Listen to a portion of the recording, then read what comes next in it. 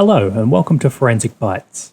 Today we're going to talk about the powers that police have to establish a crime scene, particularly focusing on things like seizing evidence and restricting access to areas. What we'll cover is how crime scenes get established and the legislation that police use to effect this, who controls a crime scene after it's been established and how this can change with changing circumstances, situations where non-law enforcement personnel might be allowed to enter the crime scene, and the implications of that for evidence collection and presenting that evidence in court. Now, if I'm going to talk about police powers, I need to provide the caveat that I'm based in Australia. Police powers will vary depending on where you are in the world, and they'll draw upon different kinds of legislation for those powers. That said, in the Western world, the powers that police draw upon aren't dramatically different, especially if they're originally derived from British law, like most Commonwealth countries are. So with that out of the way, let's think about a scenario such as finding a body in the woods. Someone will call that in, and a member of the police, the investigative branch, will arrive and take a look for themselves. Provided that they are convinced that there is in fact a body in the woods and they consider it an unnatural death, they will first secure the scene. Securing the scene will typically mean putting up a cordon and evicting people from the area. And considering the time frame, no warrants have been issued that provide the power to do that. So there has to be another form of legislation that gives police the power to cordon off the scene and remove the people from the area. In Australia, the authority to do that might come from one or two acts, those being the Coroner's Act of 2003 or the Police Powers and Responsibilities Act of 2000. Looking at the Police Powers and Responsibilities Act first, and remembering that there are no warrants at this stage, the powers are issued to police to do this with the purpose of assisting the coroner in investigating an unnatural death.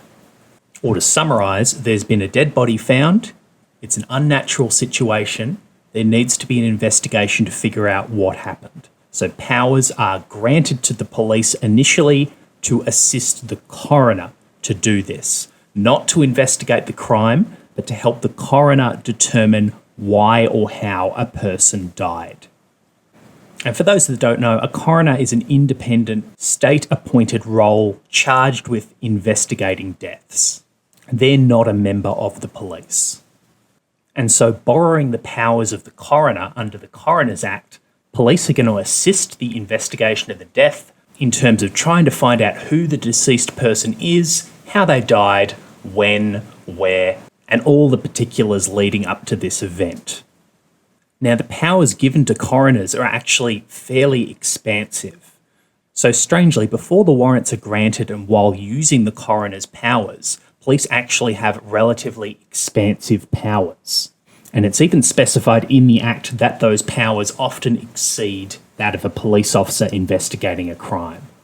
For instance, coroners can conduct an investigation even if there's no evidence that a crime took place. They can compel people to come to court and answer questions, and those witnesses need a reasonable excuse not to provide evidence. But back to the police, they only get these powers for establishing the crime scene. They don't get the interrogative powers that coroners have to compel information from people. Another way that police can gain entry to the scene of a crime without a warrant is Section 596 of the Police Powers and Responsibilities Act, and that's when the police officer reasonably suspects that there is a dead body or a person in need of urgent medical attention in the location. If there's a reasonable suspicion of that, police are allowed to enter and secure the scene. Now, under these rules, police are allowed to remain in place only as long as is necessary to ensure what needs to be done for that person. But looking through the examples, if we think about a dead body, what may be necessary is things like photographing the body, assisting the coroner to establish the cause of death, and securing the premises to make sure that happens. So, provided there's a reasonable suspicion, they may not use the Coroner's Act, but the result is the same. The police get the power to secure the scene in order to assist the coroner doing their job. After effectively borrowing the coroner's powers to do this, what's going to happen is if there is evidence of a crime, they will apply for a warrant in order to establish a crime scene. This grants police an additional suite of powers to conduct various activities in the crime scene. Some of these are relatively straightforward. So with that warrant, they get the power to enter the crime scene. If the crime scene is difficult to access, they can travel to other places and other scenes in order to traverse and get to the initial scene. They can search the scene for evidence, they can photograph the crime scene and anything in it, and they can seize anything in that scene as evidence. This is all pretty straightforward stuff that you would assume the police would be able to do in a crime scene. They also get some other powers that you might not assume that police would have. So, for instance, they can open anything in the crime scene that's locked. So if they come across a safe, they're allowed to open it. There's grey areas, like if there is a password-protected device, is that considered locked? In which case, well, they're allowed to open that too. They can take electricity to use things at crime scenes. They can dig anything up at a crime scene. They can remove walls, ceiling linings, floors of buildings, panels and fittings from a vehicle. And they can remove anything deemed to be an obstruction at the crime scene. So if there's an aggressive dog there, they can have that removed as well. Several of these actions are probably going to cause damage. There is an expectation that that damage would be covered by the police and restored afterwards. Now, up until this point, it's been the investigative branch of police that have held the power to establish and secure and remain in the crime scene. There may be a transfer of power, though, if they call in others to assist with processing the crime scene. For instance, forensics officers. If they call in a forensics team, one of the forensics personnel is going to be the scene manager.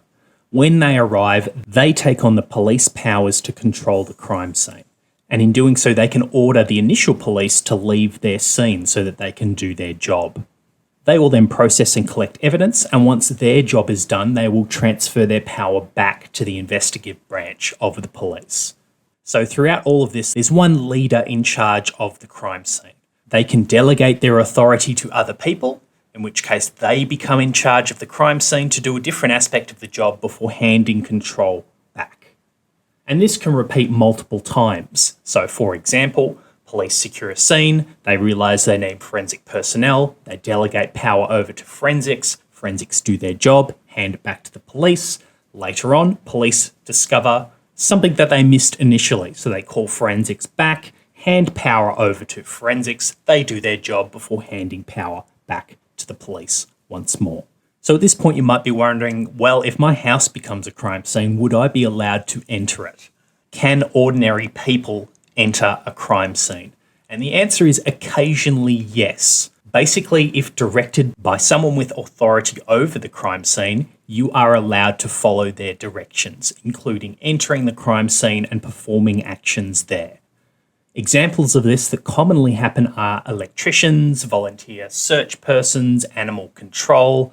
None of these are sworn members of the police, but if they're directed to enter into a crime scene, they are allowed to do so and they can undertake actions under the direction of police. These people effectively get police powers from whoever happens to be managing the scene at the time.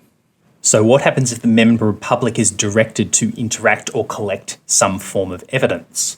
Well, should they do that, any actions taken by the member of the public are considered to be performed by the officer giving the directions. So an example of this could be a drone operator who is a member of the public.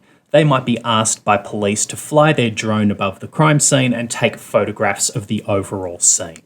The drone operator does not need to fill in a chain of custody or go to court and explain how they conducted collection of that evidence. Instead, the police providing the directions would be the one that is considered to have collected that evidence through delegation. And this is great because it avoids the stresses of them going to court afterwards.